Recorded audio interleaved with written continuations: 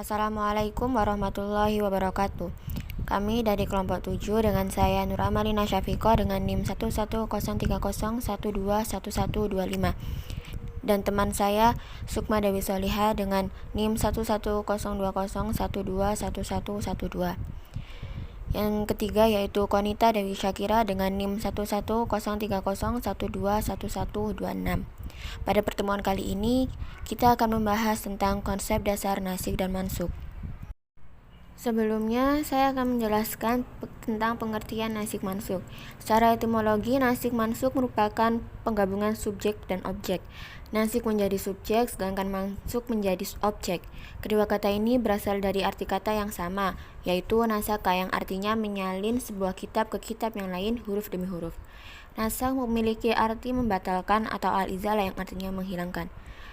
Dan berikut beberapa ahli hukum Islam juga memberikan pandangan arti kata nasak, yaitu al-izalah, al-tabdil, al-tahwil, dan al-naql.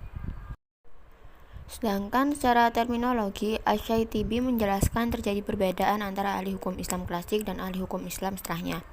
Menurut ahli hukum Islam klasik, nasik mansukh dengan sangat umum. Mereka tidak hanya menganggap sekedar teori mengganti hukum syar'i dengan dalil syar'i yang lain saja, namun mengkategorikan ayat-ayat yang khusus, ayat-ayat yang umum, ayat-ayat yang membatasi, serta ayat-ayat yang mutlak.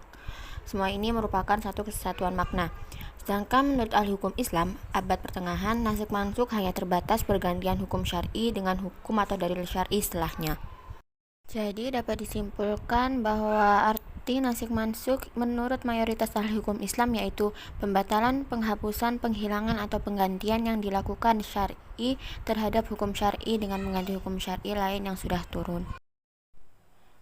Berikutnya yaitu rukun nasak. Yang pertama, adat nasak yaitu pernyataan yang menunjukkan adanya pembatalan hukum yang ada. Yang kedua, nasik itu dalil kemudian yang menghapus hukum yang telah ada. Hakikatnya nasik itu dari Allah, karena hanya Allah yang membuat hukum dan Allah juga yang menghapusnya. Dan yang ketiga, mansukh itu hukum yang dibatalkan, dihapus, dan dipindahkan. Selanjutnya yaitu syarat-syarat nasakh. Adapun syarat-syarat nasakh ada 3. Yang pertama, hukum yang mansukh adalah hukum syara'. Yang kedua, dalil penghapusan hukum tersebut adalah khitab syar'i. Dan yang ketiga ialah khitab yang dihapus atau yang diangkat hukumnya tidak terikat atau dibatasi dengan waktu tertentu. Kemudian, hal-hal yang mengalami nasih, yang pertama ialah keterangan tegas dari Nabi atau sahabat. Yang kedua, ijma' umat bahwa ayat ini nasih dan yang itu mansukh. Dan yang terakhir ialah mengetahui mana yang lebih dahulu dan mana yang belakangan datangnya berdasarkan sejarah.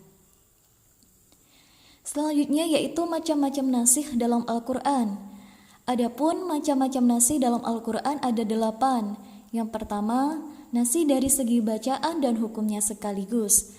Bacaan dan tulisan ayat tidak ada lagi, termasuk hukum ajaran yang telah terhapus dan diganti dengan hukum yang baru. Yang kedua yaitu nasih hukumnya tanpa menasah bacaannya. Bacaan dan tulisannya tetap ada dan boleh dibaca, tetapi isi hukumnya sudah dihapus atau tidak boleh diamalkan. Yang ketiga, menasah bacaan ayat tanpa menasah hukumnya. Tulisannya ayatnya sudah dihapus tetapi hukumnya masih berlaku. Yang keempat, nasih dengan pengganti dan tanpa pengganti. Yang kelima, nasih tanpa pengganti. Yang keenam, nasih dengan pengganti yang seimbang. Menghapus suatu ketentuan juga menentukan hukum baru sebagai penggantinya. Penggantinya ini seimbang dengan apa yang dihapus. Yang ketujuh ialah nasih dengan pengganti yang lebih berat. Contohnya, penghapusan hukuman penahanan di rumah terhadap wanita yang berzina. Dan yang terakhir ialah nasih dengan pengganti yang lebih ringan. Baik, terima kasih. Akan saya lanjutkan yakni contoh ayat nasik mansukh. Pada Quran Surat Al-Mujadalah ayat 12, yang artinya, hai orang-orang beriman, apabila kamu mengadakan pembicaraan khusus dengan Rasul, hendaklah kamu mengeluarkan sedekah kepada orang miskin sebelum pembicaraan itu. Yang demikian itu lebih baik bagimu dan lebih bersih. Jika kamu tidak memperoleh yang akan disedekahkan, maka sesungguhnya Allah Maha Pengampun lagi Maha Penyayang. Dinasik oleh ayat. pada Quran Surat Al-Mujadalah ayat 13 yang artinya, apakah kamu takut akan menjadi miskin karena kamu memberikan sedekah sebelum mengadakan pembicaraan dengan Rasul? Maka, jika kamu tiada memperbuatnya dan Allah telah memberi taubat kepadamu, maka dirikanlah sholat, tunaikanlah zakat, taatlah kepada Allah dan Rasul-Nya. Dan Allah Maha mengetahui apa yang kamu kerjakan.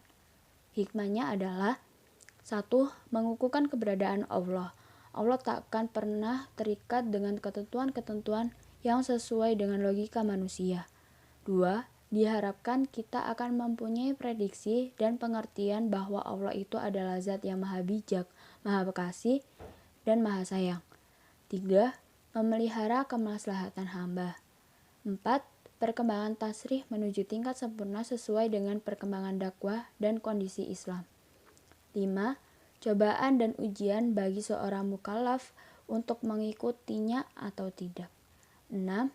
Menghendaki kebaikan dan kemudahan bagi umat. Akan saya berikan kepada moderator. Sekian presentasi dari kelompok 7, semoga bermanfaat dan apabila ada kurang mohon dimaafkan. Wassalamualaikum warahmatullahi wabarakatuh.